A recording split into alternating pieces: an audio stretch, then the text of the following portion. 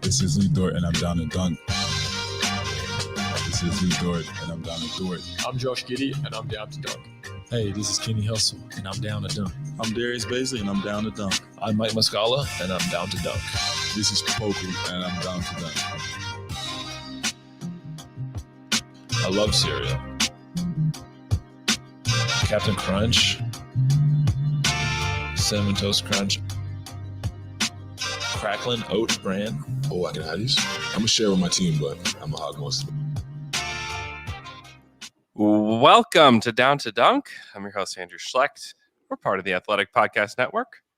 We've been gone for a week. Oh, it feels good to be back. Feels so good to be back. While I was gone, apparently we're now working for the New York Times, which is just, it's a wild thing to find out on vacation. But with me, as always, on Mondays is my good friend, Michele Barrett. Michele, what's up? Well, I went to ski a lot in the past week, so I'm extremely happy, and I'm ready to get back though to basketball. I said to myself, well, you don't have to watch games, you don't have to get up extremely early to do that. But then some deep in my soul said, no, the games are there, and I have to watch them. So I kind of missed just a couple of minutes here and there because I didn't have time to finish one game. But for the rest, you can really tune out from this team. I couldn't do it. I couldn't do it either, especially the Giddey triple-double game, which, I missed so much. I missed a trade. I missed the Giddey triple-double. I feel like I missed everything. It was just funny because those are things that I'm waiting for. Obviously, and you're always waiting for a trade, especially when Sam Presti is the general manager of the team you cover. And then also the Giddey triple-double was going to happen. It just was. And everybody had their tweets loaded with he's going to be the youngest player in the history of the NBA to get a triple-double, all that stuff. And, he does it while I'm gone, which is fine. It's great. Good for him. And it's cool, one, that Oklahoma City has all these triple-double records, which is just so funny, just that this little tiny city in the middle of nowhere, Oklahoma, has the triple-double records for the history of the NBA. It's incredible. They should brand this somehow. They should. I know. Part of my tweet was that Oklahoma City is the triple-double capital of the world. I mean, it really is. Yeah, they need to do some kind of branding with it. I agree. There's a lost opportunity there. One lost opportunity with the giant Dort stuff, and then another lost opportunity here with the triple-double nation or whatever you want to call it. I don't care. You come up with it, but you've got to use it somehow. You got to use it, Thunder. Do you think that they are afraid to put favors in any kind of merchandise / coverage / something because he's so bad? I just don't care. I just don't. I wouldn't care because it's not about that. It's only about that he looks like Giant Dort. You're right. I mean, the campaign dancing was the thing, even if he was. Yeah. terrible. Yes. It's a huge missed opportunity. It is. But it's cool to see stylistically how the triple doubles were achieved because it's so different. I mean, Russell Westbrook is this Ferrari that you just take a cinder block and you just drop it on the gas pedal. And that's how he got his triple doubles. It was just pedal to the metal, driving, throwing these bullet passes to the corners, rebounding like a madman, pushing everybody out of the way. Giddey is just so... Can I stop you for a second? Yeah. I think that here, our friendship is gone. How dare you? What? How dare you saying Ferrari near Westbrook? Ferrari is elegance. It is finesse. It is the most beautiful car in the world. I know, but and Russell Westbrook, by the way, he's a truck. He's a beautiful man. He's a beautiful, beautiful man. But I'm saying he's not refined. What would you say? Basketball wise. What would you say? I know, but I'm saying nothing can be refined if you just drop a cinder block on the gas pedal. No, yes. And then you have no control. That's what I'm saying. There's nothing beautiful or finesse about that. It's just power. So driving something that could be really elegant and fine in a very improper way, I can get by. Okay. Could be. Okay. But all you do, you get in, you take the wheel, you don't get to do anything else. You're just going. I see. Then I forgive you. Okay. Almost. Oh, it's okay. You can be mad at me. And then Josh is just, I don't know what the vehicle equivalent of Josh would be. Like a hot air balloon. I don't know. Where it's just But a like, fancy one. yeah, or like a drone. I don't know. Me neither, but it is different. To be honest with you, I rewatched all the assists, and Chrysler Pacifica. is this a van? Man, yeah. Yeah. No, come on. Most of the assists, not most, but at least 4 or 5 assists were like bad assists. Like Yeah. the one where you pass the ball, the guy takes 2 dribbles, makes a move, and somehow lays it up. But even with that, I mean, it is different. It's different. He's like a magic carpet, the way that he dishes the ball out and just kind of snakes through. I mean, he and Shai aren't too dissimilar with their pace of play. His rebounding is tremendous. A lot of it is due to the fact that he's so big that he can just get there and muscle guys and grab the ball. But he just plays at a different pace. It's just really cool to watch that, play out. And yeah, it was cool. It was really cool that he's the one that holds the record, and his attitude about it and everything, at least, forward facing is really good. It's really And also, I can see like my pizza getting slowly away from me. Yeah. Like, I mean, you look at the last 12 games for the Thunder, which I think he's only played in 9 of those because of COVID. Yeah. He is shooting 36% on 4 attempts per game. yeah, and both are perfect numbers. 3.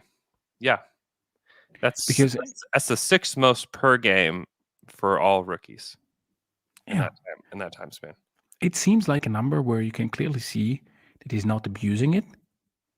Yeah. But he's taking them. I like that number. I was discussing this with John this morning, and I said, well, this is a great number for him. Yeah. This season. Because you don't want him to take like 8 or 9. Yeah. But 4 with like between 32 and 35%, it's a perfectly fine number to have as a rookie with that size and with all the other things that he can do. Mm-hmm. Yeah, he's been quite impressive as of late. And the passing is there, the rebounding is there. You can't help but watch him and just think, I would like him to have the ball all the time, please. Oh yeah. Is how you feel. Not all the time. When Trey Mann is on the court, I want him with the ball in his hands as well. That's a completely separate conversation, in my opinion. That's a completely separate conversation. Josh has been incredible, and he was really good last night. Yeah. It was that second unit that in the third quarter that just pushed everything like in favor of the Thunder, was just like, oh wow, like, are they going to win this game? Are they actually going to pull this off? Yeah. It was Trey Mann, Josh, Wiggins, Baisley, Kenrich.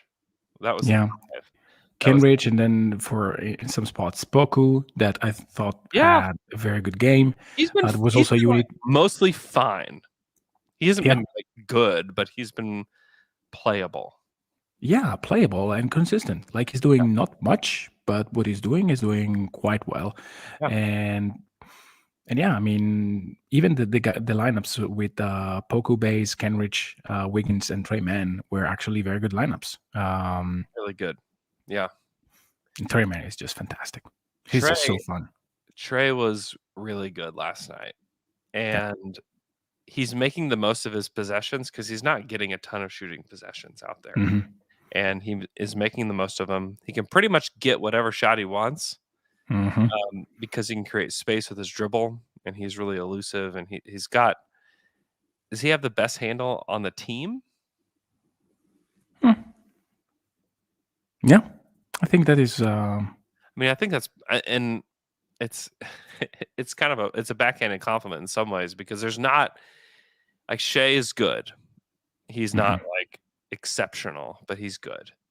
And he's getting better. He's gotten a lot better since his first season with the Clippers and his first season here in OKC.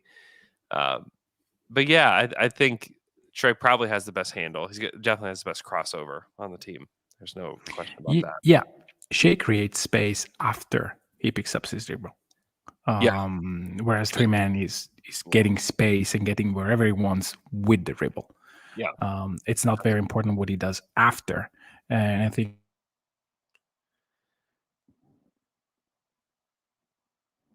Uh-oh.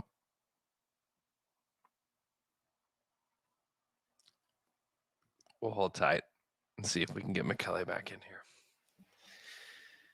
Okay. Are you back? I lost you for a minute. Yeah, I just finished the sentence about Trey Mann saying that both Giddey and Shai are guys that are after the pickup. Mostly Shai, but also Giddey is not the guy that really creates space with his own dribble. Yeah, no, Giddey does not create space with his dribble. He just finds pockets, with his pace, and then he can pass, and then he just passes guys open with just ridiculous vision. He's a special talent. He's been really fun. Anything else from that game that stuck out to you? I mean, obviously the Trey Mann. I mean, the biggest play and the play that should stick out to everybody is the Trey Mann, and I like the behind the back pass. Cool. The fact that he ripped that ball from Nikola Jokic. Oh yeah. I don't know that we could talk about it enough, because this is, if you go back and watch anything he did at Florida, I would have given him a 0% chance of ever doing that in the NBA ever. He just didn't play with any sort of like verve or I don't know. His defense just wasn't there. He just didn't play defense at Florida. Yeah. And that's been a part of his development here in Oklahoma City, is that he has to play defense in order to play. And Mark even addressed it last night that there was a game against Dallas where there was an and one possession where Moses Brown took the ball up, grabbed the ball from Trey Mann, took it up, dunked it, and won.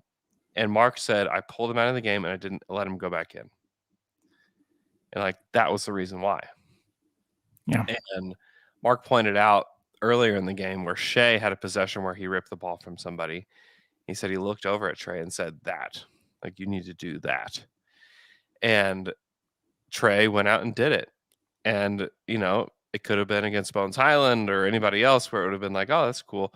But the fact that it was against Jokic, who is double his size, if not more, and much stronger, way, way stronger than Trey is, that he just rips it from him, was just fascinating, one, and it was just a really good sign for a guy like Trey. And there's still a lot of story to be written on Trey Mann and what he's going to be in the NBA, but it's just one of those markers where you're okay, he's starting to check different kinds of boxes. He's got the step back, he's got the floater, he's all those things. That's cool, but if you don't play defense, you're not going to make it, because he's a good scorer. Is he going to be an elite scorer? I mean, it's not impossible. He's an elite scorer. Is it likely? No, it's unlikely. Elite scores are usually taken a lot higher than this. And so, but if he can be a contributor off the bench who does stuff like that, and then the passing too was not something that I saw a ton of at Florida. I think it's definitely in his bag, but he was not just the behind the back pass, but he had just a really nice performance last night with regards to just handling the ball, playing the right way. He attacked the closeout when he needed to. He took other shots when he needed to, but he passed when he needed to as well. Man, I was blown away by his performance. Yeah, me too. And the fact that he's not just the steal, which is loud defensive play, but the fact that he was there and he was not embarrassed by anyone. I think that his off-ball defense was okay, not great, but hey, off-ball defense is hard, extremely hard. Yeah. And it is competing with his body, which is something that, as you mentioned, it was not there at Florida. I mean, with college guys, you never know. You never know why. Sometimes it is, hey, this guy just doesn't care. Or sometimes it is the coach that says, hey, I need you to stay away from contacts as much as possible. Or there are guys that just want to preserve themselves because, hey, putting your body at risk at every single possession, it's hard. Yeah. So there are many things. When you're a college player, your entire life and career may depend on your scoring average way more than your defense. It's just a reality. I mean, Yeah. Trey Mann was drafted, period. And when you have millions on the line, Mhm. I don't want to judge anyone in college for that. When they're paid, if in the future they are paid, well, that's a different story. But until then, I mean, they have a pretty strong case. But that said, the way in which he's competing right now is extremely interesting to me. And the offense is just it is just fun to watch. Yeah.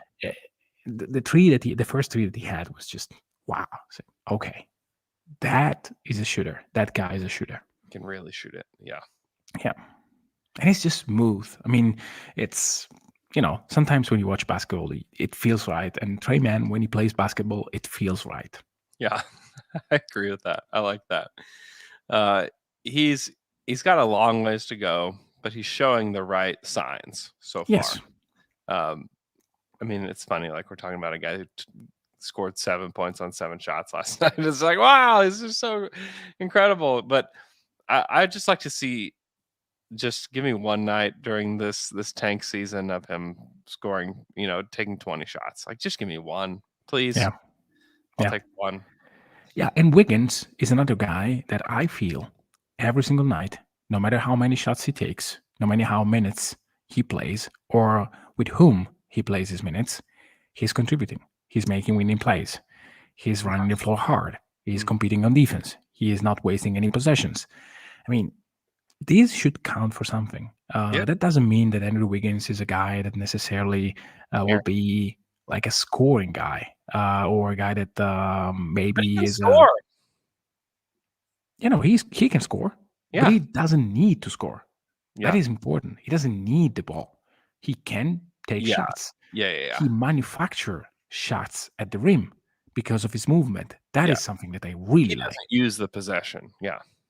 So I mean, I'm a big Aaron Wiggins guy. I think that I need a little bit more time before I give him guy status in this league, but I'm really getting close because the defense is there, the cutting is there, the 3-point shot. Like I don't have a ton of issue with it, and he just makes the right plays. I mean, it is a bit flat, the 3-point shot, but it's fixable. Yeah, I'm not. I just am not concerned about it. He's not. He doesn't have like some crazy hitch in his shot. Like he's not Andre or anything like that. No, no, come on, no. I'm just saying, like he can. I think he'll be able to shoot it at the NBA level. I mean, I don't know how many games has he played, like 17 or something like that. Like he's 21. Like, I mean, you look at him and be like, yeah, okay, I get it. Like I get what the Aaron Wiggins thing is, and I'm in. Like I think he's good. I think he helps. He's a wing off the bench, and I don't think they would use Aaron Wiggins as like a reason that you could trade Kenrich, but I thought you nice. were saying it's a reason to trade Dort. We'll talk about that in a minute. But I do think that it opens it makes it the thought a little bit easier. I think that I think you should pull the lever and trade Kenrich anyways. +9 last night, in a 4-point game. So helpful to that second unit, just making it work, just helping everybody be in the right spot, the defensive plays, the passing. I mean, it's everything. And I get no indication though that I think the lever should be pulled. However, I'd be a little surprised if it did happen. But Um, if you're worried about his contribution to the second unit, just start the guy and see what happens. Maybe putting him in the starting unit with Favors and JRE will completely destroy the magic. And you can keep him and not having all the side effects of him being great with the second unit. yeah, you could do that. Kenrich is just so beloved. I do think that, and I have no indication that Kenrich wants to be traded, which is also part of the story there. That I think that Kenrich likes it here, and I think that if it were his choice, he would just stay. So we'll see how much that decision is based on any of those things. Like I mean, just because you like some place and everybody likes you doesn't mean that you're not going to get traded. But also, it is a factor. So we'll see. We'll see where all that lands with Kenrich down the line. All right, you've got some concerns, Michele, about Shai and Dort. I'm just gonna give you. Let's take a quick break, and then I'm gonna let you just air it out a little bit.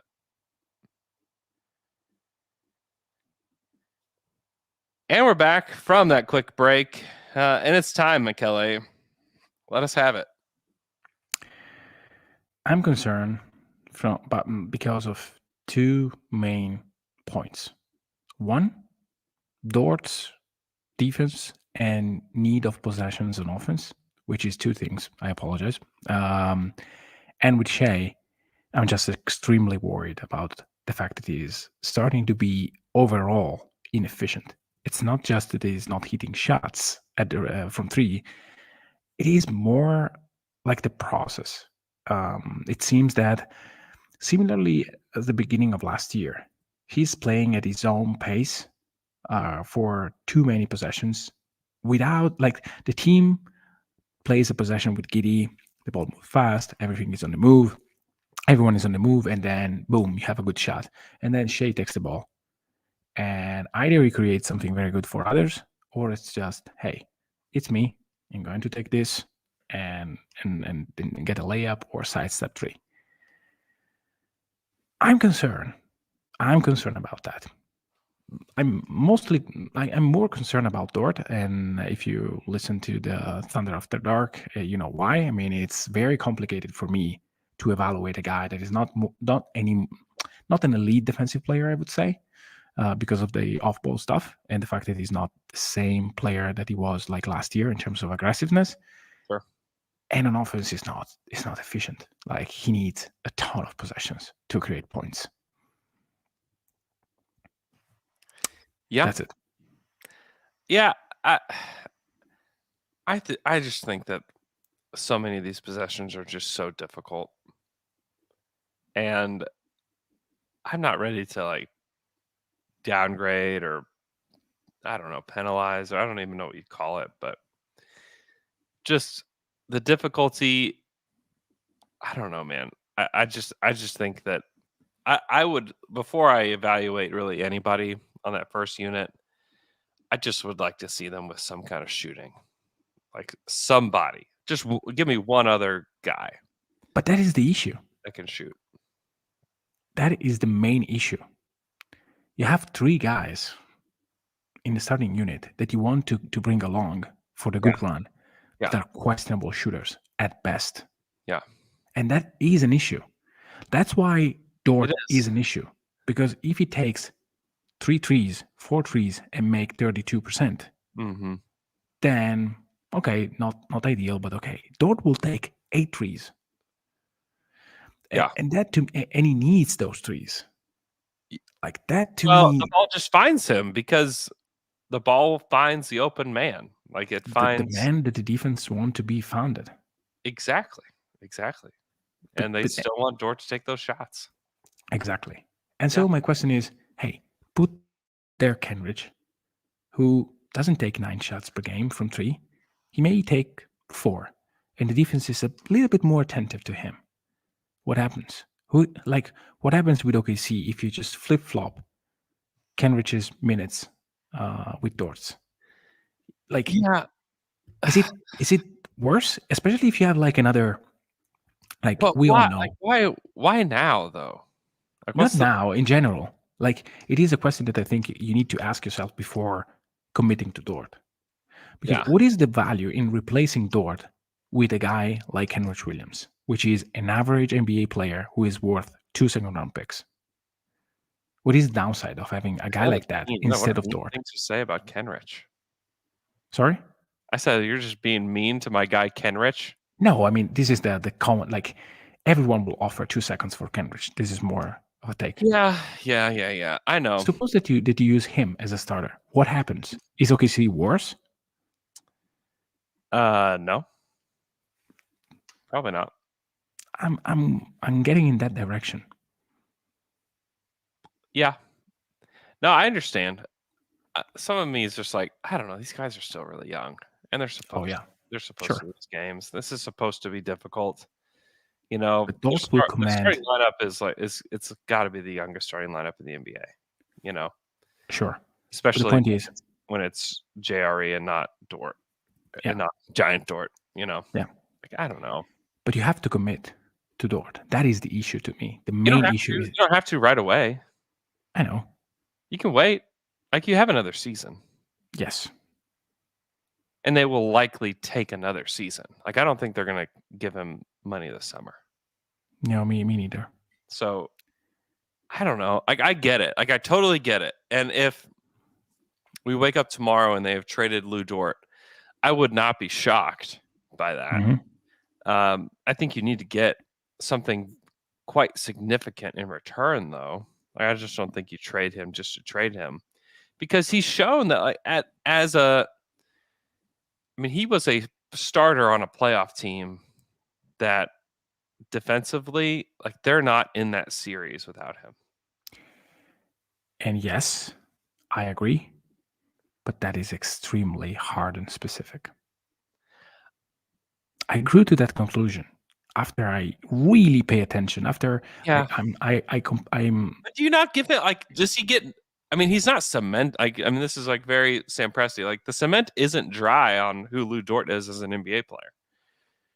You know, I mean, by the time he's 27, let's say he becomes a better off-ball defender, which he should. Like, he should get better. He should get better. You know, Mhm. and perhaps he's never going to be a great three-point shooter, but let's say that they do get a Jabari Smith or whoever, and you do have a great three-point shooter, and then Shai's efficiency ratchets back up next season. Like, are you and Giddey is whatever Giddey is, I don't care. Throw that out. Like, then are you still in like this horrible position? Like, I just feel like some of it's like a prisoner of the moment No, of discussion. I really thought this true. And if you count the shots, the possession shots are, I don't want the possession to be there. That is my deep issue with Lou Dort's game. The fact that even in the series that OKC almost won, Yeah. he took way too many shots. Way too many. What do you want him to do? What would you? I think I'll say this, that there's like this continuum. On one end, it's Robertson, where he has nightmares about taking field goals Mhm. in a basketball game, and then on the other end, it's Lou, where it's like, I'll just take it. I don't care. Mark describes it as he gets lost in the game, which means he's not thinking. He's not Yeah. thinking about his actions. He's just out there. He's just doing. And I think that I would much rather have that than anything else.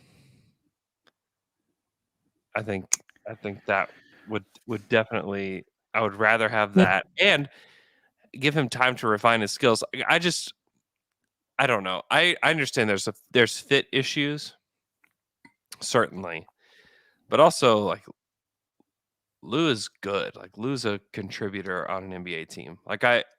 If you go to the playoffs, I think that Lou helps you.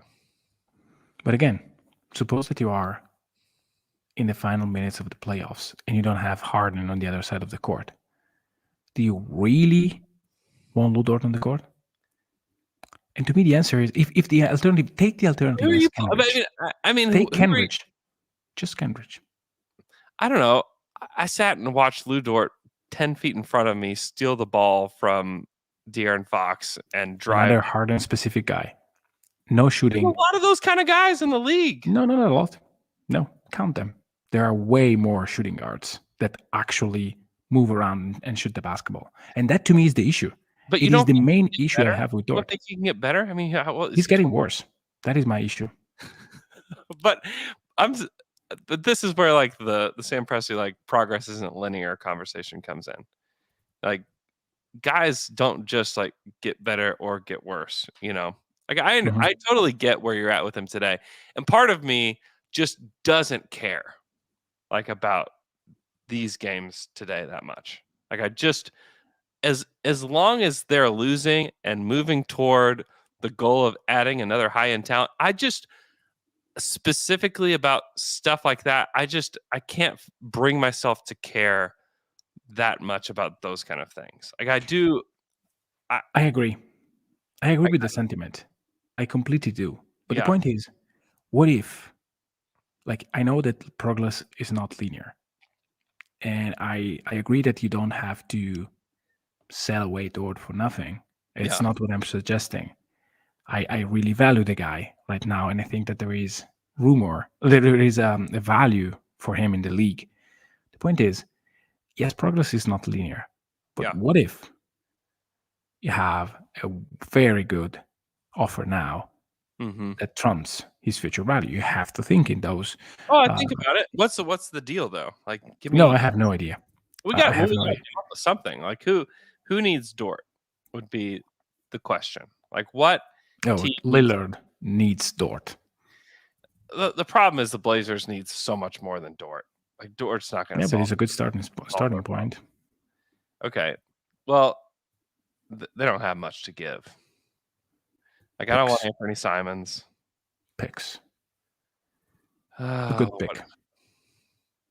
By the way, I thought just about the most crazy trade, and I want, please. They don't have their 22, so Yeah, later. Who cares? I would kind of want one sooner. I don't know. With Portland? Yeah, I just don't think they're very good. I don't know. Yeah, that's why you need 2023 or 2024. I don't know they can trade 23, can they? Well, anyway, don't focus on the details. Oh, I'm focused. I'm lasered. But I have a crazier trade to propose, which I'm getting kicked out of the pod. Okay. What is Can it? I? Yeah. Okay. Suppose that you want to trade Shai for some reason. Okay. How many first-round picks do you need to trade for Ben Simmons and get the Aussie together? 3? For Ben? No, get out of town, man. No. Why? You think Ben Simmons is going to play here? You got another thing coming, man. I know. But just suppose that you are in this ideal world, Like we're where in he 2K. says, Yeah. where he says, okay, I'm playing. And I'll play for Oklahoma City. Yeah. Can I tell him, can you play next year for Oklahoma City? Can you just chill and then play next year? I said, how many picks? You should give me a number. It has to be. There is a number for everyone. 4 unprotected picks. 4. That is high. Yeah, I also just can't think rationally about Ben Simmons actually playing basketball with a Thunder uniform on. I can't do it. I don't think it's real. I don't think it's real at all. You don't think that would? I mean, to me, Simmons is extremely maligned, and maybe rightfully so. But as a basketball player, I mean, that is too much. There are so many players that are worse, way worse than him. Yeah, like he was an All-NBA player. Shai will not be an All-NBA guy for the next 2-3 years. I don't know. I don't know that we know that, but also not this year. Part of the reason we're sitting here having any of these conversations right now is because of the lack of shooting, and we want to bring Ben Simmons onto this team. Yeah, but this is another. This is a completely different concept for me. Yeah, it's just having the most unselfish and ball-moving team, and complement Giddey and Simmons with just shooting. like nothing else. It's just too much. No, get at it. Okay. I'm just out. You're not even interested in having two of the most gifted passer in the league playing together. Not even a smidge. LeBron? No. Yes, okay. The young. Talking about a Rubio? You're talking about a Rubio trade? No, I mean, LaMelo? no, I know. I know that it's not something that I want to do, but it was just I was listening to Van Gundy saying that Simmons is improperly valued in terms of basketball. I agree. I totally agree with that. He's just the dude is not playing basketball in Philadelphia right now. I know. It's weird. Like it's straight up weird. Yeah. And I do not want to invite that weirdness onto this team. There's just no way. I mean, the guy, he's dated Kardashians. He's, there's just no. So did Booker. What if? Like, straight up, no. What is the problem? Is the same Kardashian, by the way, or another one? I don't remember. I could not tell you. I could. We should ask Luke. It's probably the same. I think it's the same. It's probably the same. I'm just. Can someone in the chat tell us that if she's the same or not? We really need to know. Let us know in the chat. Yeah, I'm out on that. Completely out on that. Suppose that you don't know anything about Ben Simmons' personal life and you just have the player. We're not talking anything real now. I'm just thinking, like, a guy that, yes, it doesn't shoot the basketball, but he's great defensively and awesome passing and great rebounder, and you have two of them. Yeah. Can you win basketball games if you have elite shooters around them? Yeah, but I mean, it's just that is way easier said than done. Because like not only do you have to get elite shooters, like you have to have guys that can also play defense. I mean, just look at the Hawks right now. Like they put a ton of shooting on that team, and they have guys that are just like one-way guys on the team, and now they're screwed. They're to the point where Travis Schlenk is on, NBA radio, local radio in Atlanta, saying that he wishes he didn't bring everybody back. That is a team where Dort make total sense. Okay, well, what's the trade there? Oh, they have many guys to trade to AKC. Come on, it's the easiest. Let's just talk it through. Let's talk it through. Who do you prefer as a young guy? Herder. Or Reddish. Herder. Or Reddish. Why? What is everybody's fascination with Cam Reddish? I don't know. The fact that he has an actual NBA body. Yeah, that's it, right? Like, Herder. Dude hasn't done anything in the NBA. I know.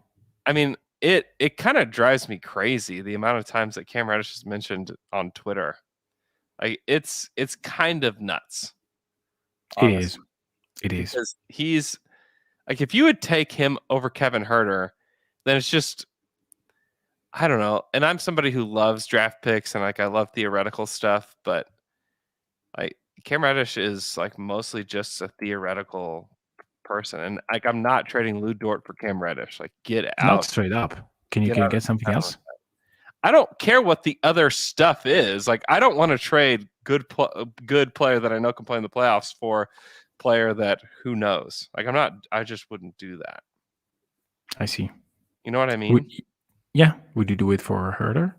Yeah, I think I would do it I think I might do it for Herder. Yeah. Because then we're talking like somebody that can actually shoot the ball. What if it's Reddish and a Congo? They're not doing that. Oh, you can sweeten the pill if you need to. I'm not sweetening anything. I'm giving up Lou Dort. I'm not an extremely inefficient player that was a good player once upon a time, defensively. Why are you talking like he's not? Why are you thinking that this is the rest of his career? Like he's just defined. Well, it's been bad for this stretch. No, you're right. I'll stop. Also, like there's like a huge human element story happening in this NBA season. I know. That is largely ignored because like we frankly just want to ignore it because we're so sick of dealing with it in our personal lives, on the news, on everything. I mean, it's just like the COVID stuff just it's too it's just you can't escape it. And so like you turn to the NBA and you're like, I hope to escape it, but you can't because of health and safety protocols and all. Like there's just so much going on in this season where there's just 10% of it where I'm just like I take nothing away from a lot of this season. You know, it is screwed. Like this season is screwed up. Like they don't have not only did they not have Mark, but they didn't have a huge chunk of their coaching staff for like an extended period of time. You know, and like what does the workout situations look like? What does film look like? I just feel like there's a lot in there. But Kevin Huerter's somebody, I don't know if they'd be willing to trade Kevin Huerter. He's got his big extension already, but he's a guy that shoots 37% from 3, 5 attempts for his career. He's big. He's only 23. Now that kind of swap would make some sense between those two teams. And then also like and part of it is like what can the Thunder do to help alleviate salary issues that the Hawks have when we're talking about like a legit deal that makes sense. And I don't even know if they'd be willing to give up Kevin Huerter. He was super good for them in the playoffs last year. Yeah, but I like the fit. I mean the Reds. To be completely fair, and now a little bit more serious. I think that the COVID stuff is so it impacts the work of everyone. Everybody. Like we tend to stay at distance from colleagues. We tend not to share the meeting room. Like all this stuff. Even if you know that it's maybe not everything is necessary. You are like all your senses are sharp. You it's difficult. And imagine like playing a contact sport. I used to play basketball like every 2 days, like a couple of years ago, and now I can't even think. I just run. I mean, alone because you're afraid of everything. So it's difficult, and this can impact a lot of things. So on a more serious note, I'm not out on Lou Dort, but I think that the issues that him and Shai are showing are concerning issues. And I think that we need to be alert and look how they handle those stuff. For example, we were very vocal about the lack of free throws at the beginning of the season for Shai, and he corrected that. So maybe this is something that Shai can correct, the fact that he can now get to the free throw line, and maybe Mark will help him quite a bit with the lineups. We don't know. But these are problems, like real problems. Yeah, Shai was super short on a lot of his shots last night, especially like his mid-range stuff. And so like I don't know what he's dealing with, but he didn't look right. Like totally right to me last night. No, it's same here. But with Lou, like again, even if you think that the on-ball defense is exactly the same as 2 years ago, I don't think that, but let's assume it's that. I mean, I kind of hoped to see a little bit more of an improvement in terms of consistency. Like last year, he out of the gate, he was incredible.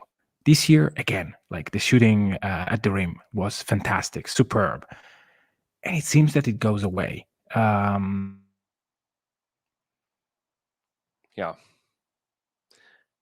Oh, you just went away, Michele. Totally went away. Yeah, I totally understand. I get it. There's just a part of me that just refuses to be concerned about stuff like this. Now, long term, are there fit issues with Dort and Shai and Giddey? Yeah, definitely. And that's why like here's the trade I came up with in the trade machine. It's a hilarious trade in my mind because it's Lou Dort and Giant Dort for Huerter and Gallinari. Can you do it? Yeah. You take on a ton of, I mean, you basically help yourself get to the salary floor too as a part of this deal. And you save the Hawks a boatload of money, give them, at least one good rotation piece that can start for them. That's a really nice player to have next to Trae Young. And you still get to keep Cam Reddish. I know like the Hawks fans are really attached to him and they hope that he develops, yada yada. Cool. Keep him. Do whatever you want with him.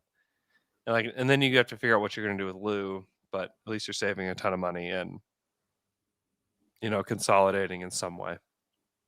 Yeah, that's not a bad trade. Before my connection really tried to shut me down, I was saying I have a sort point on guys that you think they can develop and you want to help, and then they plateaued. Like Steven, how many years we spent saying, hey, it's still early. It's still the second year of his second deal. We have to wait. We have to wait. We have to wait. How much of that was due to injuries? I know. But with guys that play like Dort, I'm not sure that this is not wear and tear.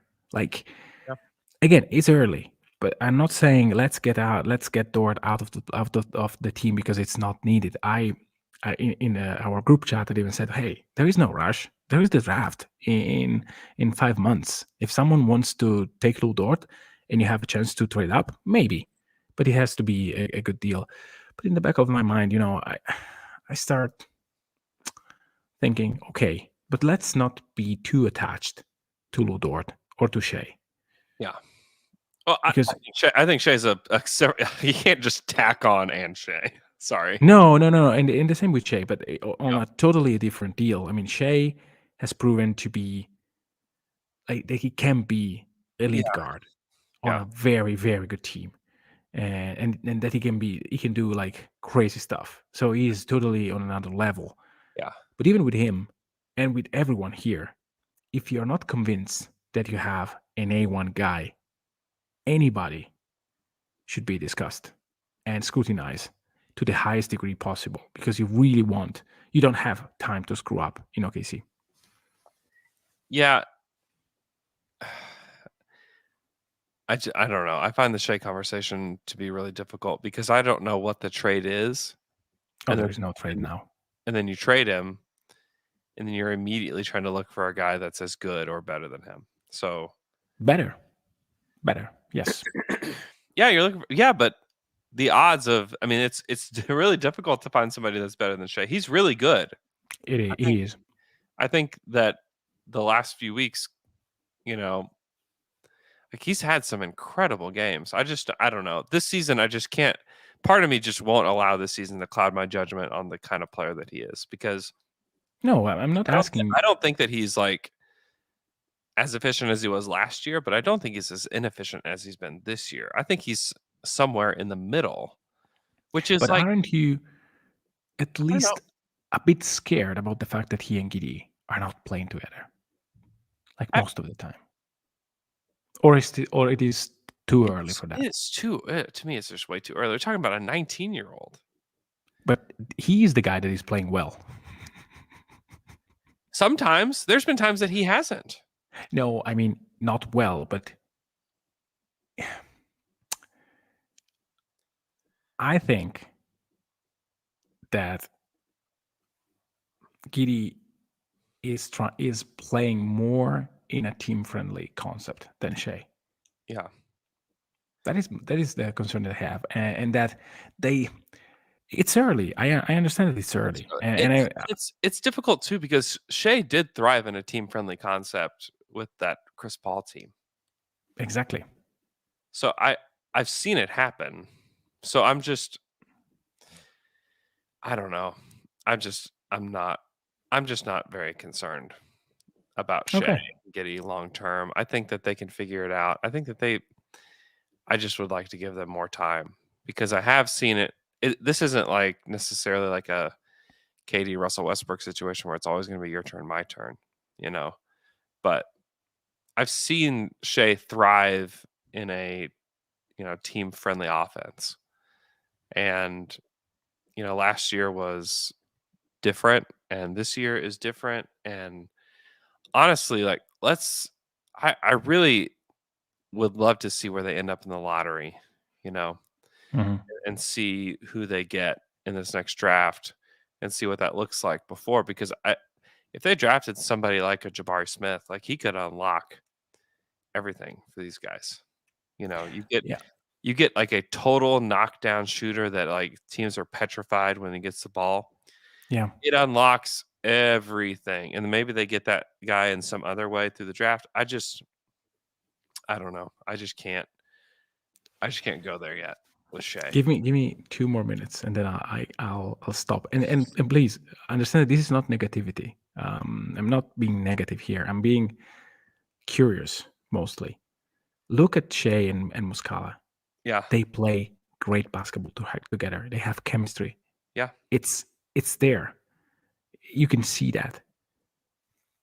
And think about all the great pairings. You see them working from early. Mm-hmm. I just don't see that with like how many shots did Giddey and Shai create for each other? Not many. It is weird.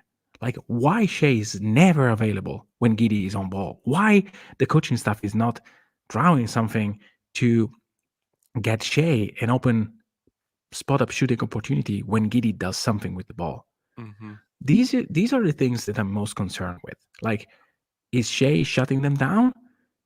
Does he want to be the guy? Like, I don't know, but something is off, and maybe it's just off because it takes a while for them to learn how to play together, and by March next year, we'll say, like, Mickey, you were crazy a year ago. The fit isn't seamless, and like I'm totally fine with that, but the talent level for both those guys is like so absurd that you just have to you have to be able to figure it out. Like you have to try to figure it out before you just say it doesn't work. That's Sure. where I'm at with it. I don't, and also there's also the fact that the hope for this team is to add another really big piece to this squad. Like that's the plan, is to add another piece that should change the way we think about this team. Like Josh Giddey has changed the way we think about this team. Like that's great. They're hoping to add another player in this coming summer that changes the way that we think about this team. And so, and it could change, it could even amplify. Like if they drafted Paulo, it could amplify the fact that they can't play together very well. And then maybe you do need to make some kind of trade. Or you could add somebody that unlocks everything for them. And it's like, oh, like here's how he fits here and he can run this. And here's Shai's now available for this. We just don't know. But like this team is like, I don't know. It's like driving a car down the road with 3 wheels. Like of course it doesn't work. Like it's not supposed. Is it a Ferrari though? It's a Hyundai. It's not supposed to work. It's not supposed to, like that's also the thing about it where I'm just a little like I can definitely entertain the Dort conversation to a degree. Like I can't entertain any other conversation because like this isn't supposed to work. The fact that it has worked as many times as it has is a miracle because the design is so that it doesn't work. Yeah. Like they're not supposed to have been even as good as they have been. Like that's just we're not supposed to be here. Like we're not supposed to be talking about anything but like young guys and how they look and yada yada. They're at the 4th spot. I still maintain I think that's where they'll be by season's end, is at the 4th spot. Man, by the way, getting those 2 Wolves losses, I know they looked bad. I know that people felt bad after them. Great losses. Great job, Thunder. Like that was good. Those were scary games, really scary games on the schedule. Yeah. Those like a bit better on the second game would have been a little bit better. You get both of those losses, very, very good. That's very good because when we talk about like strength of schedule and stuff like that, like that's a soft part of the schedule. The Thunder are probably supposed to win one of those. Yeah. And the fact that they didn't is very good. And if they can just sit at this 4th spot and not let New Orleans or Indy or Sacramento or Portland or whoever jump them, they can stay there. They're 3 games back at Houston. Is it impossible to get there? It's not impossible. It's unlikely, but it's possible that they get to the 3rd spot. Like they just need to have the best odds possible for them for the rest of the season. Like that's part of this. And the fact that they have so many young guys that are intriguing is great, because you look at Detroit, like Detroit doesn't really have anybody. Like they've got, like that's like who are they developing up there? Like there's a lot of disappointment with the roster that they have. It's Cade. Like who else? Like who else are you interested in? Hami? No. He's played well. Sadiq Bey has had a bit. I'm interested, but he has not had a very good season. No, I know. And hey, maybe the solution is that the reason why Shai and Dort are playing like that is that they are tanking the season because they want shooting. I mean, two of the shots that Shai missed last. A lot of Auburn.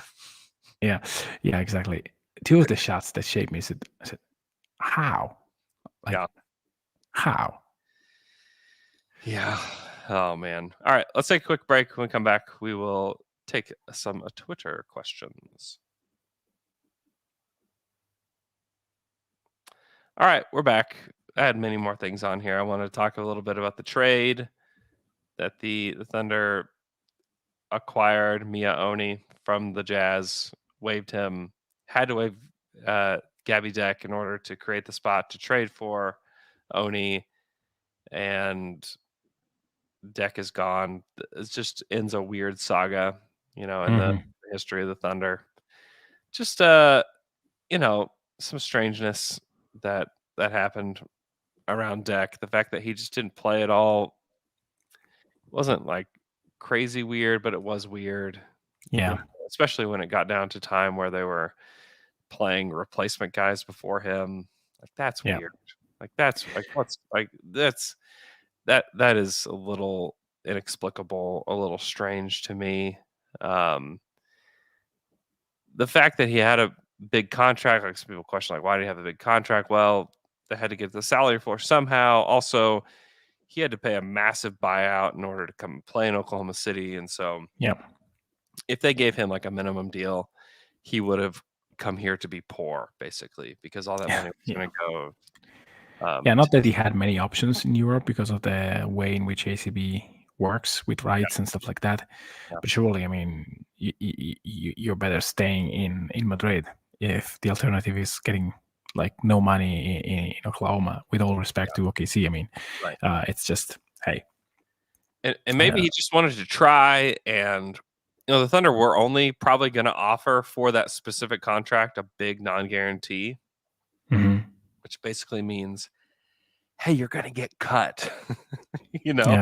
Like that's what like a contract that big means. I think that he had the second biggest non-guarantee contract in the NBA.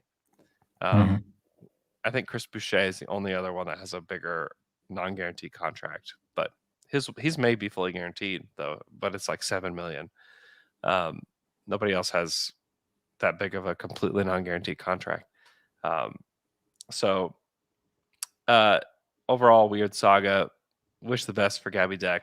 Hope that he can get back to success in Europe. He's not a bad player. I think, honestly, if this team were trying to win games, he would probably play and Poku wouldn't.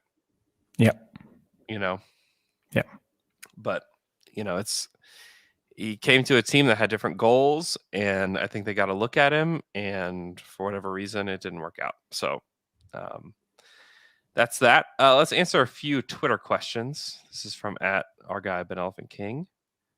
He wants to know, would you lock in Oklahoma City and the Clippers' current draft positions if you could, or would you let it play out? So today, the Thunder would get the 4th pick and the 13th pick in the draft. Would you lock it in?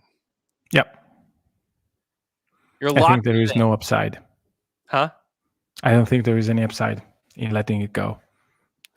Chances to go to 3 or that the Clippers. To me, like the most important thing is that you get 2 lottery picks. There is upside in the lottery, but go ahead. Yeah. No, yes. Like the Clippers can go a little bit below. But for OKC to get lower, I'm not sure I trust that. So you may have 4 and 10.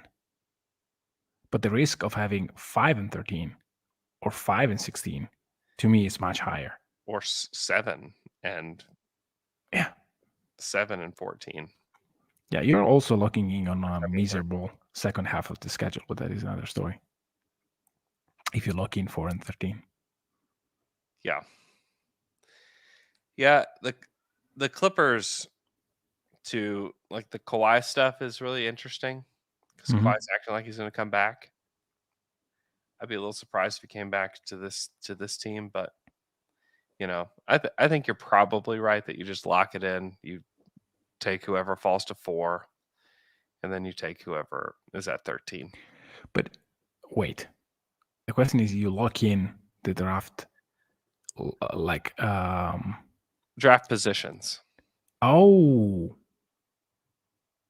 I might do it anyway. I thought the draft order, like the fact that No, Clippers... not odds. This is it. This is what you get. I know. That's why I'm a little. No, I thought the position, like the position at the end of the season, I would definitely lock it in. The draft pick. The pick. Let's just say it's the picks.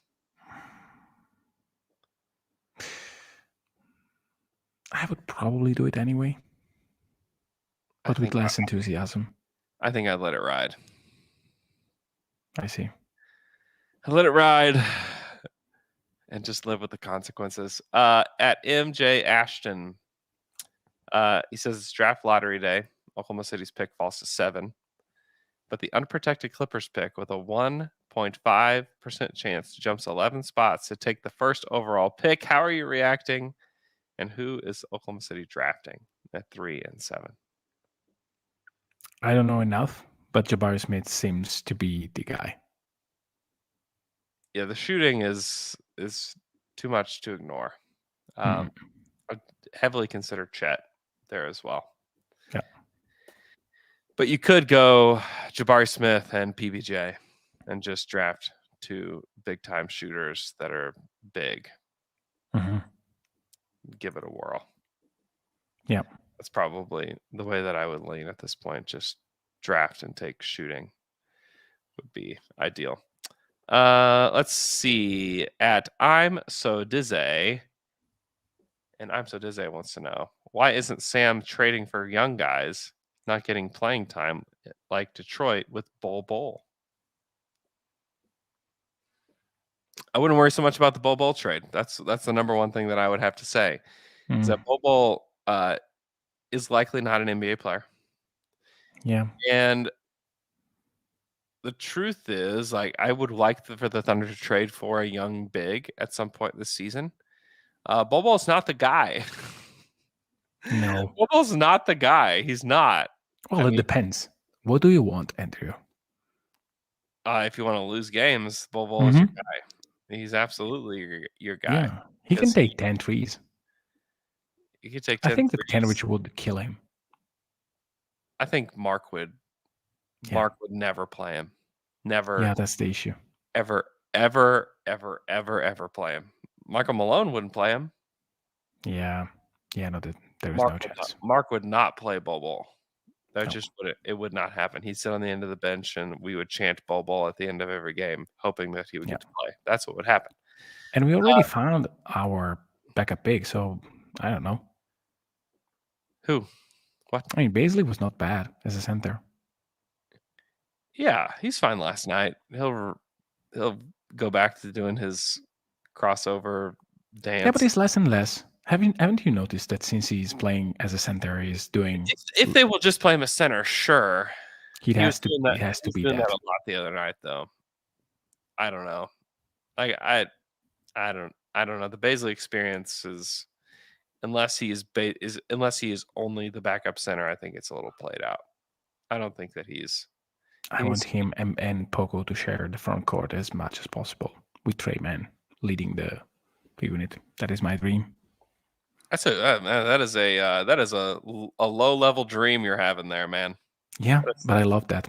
I mean, I can see a world in which Baisley succeeds as Jeremy Grant for 2 seasons and then he goes back to doing other stuff. Yeah. And he's extremely young. extremely young. Yeah, I know. I totally get that. It's just, I don't know. And again, if you think, hey, Mickey is extremely hard on Dort and Shai, but he's okay on Baisley, well, my expectations on Baisley are so low that thinking that he can be a backup center is basically being the 8th/9th guy on a team that is okay. Yeah. My expectation for Shai and Dort is lead guards on a very good team. So this is what I would like. I want 1 and 2 on OKC to be great guards, and that is the standards that I'm keeping Dort and Shai. So that's why I'm okay with Baisley, basically. Okay. Just to make like let's see if we can squeeze in 2 more questions. Deluge Data wants to know what is Trey Mann's ceiling if Trey develops 10% of Giddey's assist technique and skill set? Does that change the equation from draft day from either of you? Yeah, a bit. If he's this guy with a little bit more of consistency, then I can see. And if he is better than Trey Murphy, I would be extremely glad to say I was that wrong. Yeah. I hope to be wrong. Like, I really hope that when I say, hey, I question what the Thunder are doing, I really hope to be wrong. I just say what I have in my mind because I don't want to be the guy that said that changed the draft board after the draft. I mean, I would have done different, but Trey Mann is cool. So He is cool. Who's shooting better from 3 this season, Trey Mann or Trey Murphy? I checked that. Damn you, Andrew. I checked that 2 weeks ago and it was Murphy, but by a hair. And he didn't play much. So I would say that Mann is at 40 point something and Murphy is just a hair below 40. Trey Mann, 36%. Almost. Oh, really? Yeah. He dropped like a lot. You know what Murphy's shooting? No. 34%. Oh, bad. Yeah. And old Murph dog, that's about all he does. Yes. You know, whereas Trey can do a lot of things. He can get you off the bounce, which is really nice. Okay. His ceiling is a starting level 2 guard. It's like a 2% chance that he's a starting level 2 guard. But I think the vision for him on this team is that he's your scorer off the bench. He's the, Reggie Jackson of this era, Is there anything that could lead you to think that in the future, Dort is the guy that comes off the bench and plays the bully role, and Trey Mann space the floor for Giddey and Shai? Like he's had flashes defensively. He's got to be way better. He's got to get way stronger. Not today. Imagine that you draft Chet and another quite good, and you get a quite good guy at the 4, so that you have 2 elite defenders. I wouldn't be surprised. He can really shoot it off the catch. Yeah, that's he can really, really shoot it off the catch, and that's a huge deal for this team. Yeah, I could see it, certainly. Yeah, I can definitely see it. That may be a way to, because I think that Giddey, Mann, and Shai have the chance to work better. And Dort can be a difference maker from the bench as well. Yeah, on one end, yes. On the offensive end, yes. But we won't see that this year. I think so too. So, but I would like to see a stretch where that happens because of other reasons. Agreed. I just want to see more Trey Mann, period. Yep. Last question at Ham Solins wants to know, how long is it before Wiggins' contract gets converted to a full-time NBA contract? And would it most likely be something similar to what Dort signed? Definitely will be similar to what Dort signed. It's becoming the Presti special for these guys. Mm-hmm. It will be a low-level contract, lots of partial and non-guarantees within that. Mm-hmm. And I think it'll happen after the trade deadline, which is in 1 month. 1 month from today, NBA trade deadline. It's February 10th. It's a Thursday. So get ready for that.